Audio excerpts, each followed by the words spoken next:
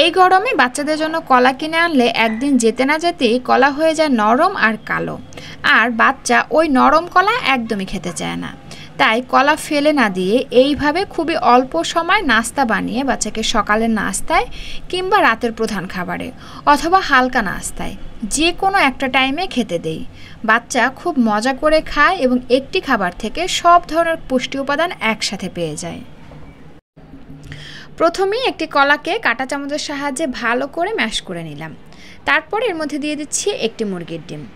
দর্শক, ডিম হচ্ছে বাচ্চাদের জন্য সুপারফুড, কারণ এতে থাকা পুষ্টিগুণ বাচ্চাদের শারীরিক ও মানসিক দুই ধরনের বিকাশ বুদ্ধিতে সাহায্য করে।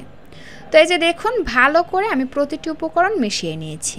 এবার স্বাদের জন্য দিয়ে দিচ্ছি 1 চিমটি লবণ, আর সুন্দর একটা ফ্লেভারের জন্য দিয়ে দিচ্ছি সামান্য একটু দারুচিনি এবং এলাচ গুঁড়া। এতে করে ডিমের যে কাঁচা বা আষ্টে গন্ধ রয়েছে সেটা আর আসবে না, সুন্দর একটা ফ্লেভার ছড়াবে।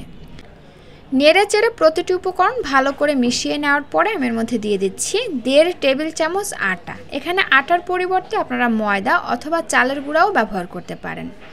আবারও প্রতিটি উপকরণ ভালো করে মিশিয়ে নিয়েছি। আর যখন এরকমের ঘনত্বে চলে আসবে, এই পর্যায়ে আমরা এটাকে নিয়ে চলে যাব চুলায় ভাজার জন্য। চুলা একটা প্যানে দিয়ে দিলাম এইটুকু পরিমাণে ঘি। তারপরে প্যানের চারপাশে ঘিটা মেখে নিচ্ছি। দর্শক, ঘিতে স্বাস্থ্যকর ফ্যাট এবং ক্যালোরি রয়েছে, যেটা বাচ্চাদের সঠিক ওজন বাড়াতে সাহায্য করে এবং বাচ্চাদের স্মৃতিশক্তি বৃদ্ধিতেও সহায়তা করে। তারপরে আমি এখানে কিছুটা পরিমাণে ব্যাটার নিয়ে এরকমের গোল করে চারপাশে ছড়িয়ে একটা ঢাকনা দিয়ে ঢেকে দিচ্ছি এবং এভাবে চুলার আঁচ মিডিয়াম আঁচে রেখে আমি উল্টে পাল্টে দুই পাশ ভালো করে ভেজে নিচ্ছি। দর্শক, বাড়ন্ত বয়সী বাচ্চাদের খাবার নিয়ে মায়েদের অনেক দুশ্চিন্তা।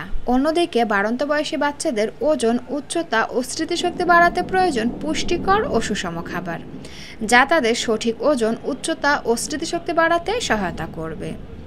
তাই এই বাড়ন্ত বয়সী বাচ্চাদের জন্য খাবারগুলো এমনভাবে তৈরি করতে হবে যেখান থেকে বাচ্চারা অনেকগুলো খাবারের পুষ্টি উপাদান একসাথে পেয়ে যাবে।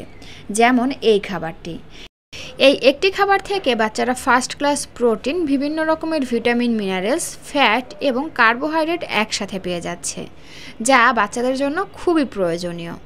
তো দর্শক, এই যে দেখুন, আমি উল্টে পাল্টে ভালো করে দুই পাশ ভেজে নিয়েছি। আর আমি কিন্তু সামান্য একটু ঘিও উপর থেকে দিয়েছিলাম যাতে এটা ভালো করে ভাজা হয়ে যায়। তো এই যে দেখুন, এখন কিন্তু বাচ্চাকে খাওয়ানোর জন্য একদম রেডি।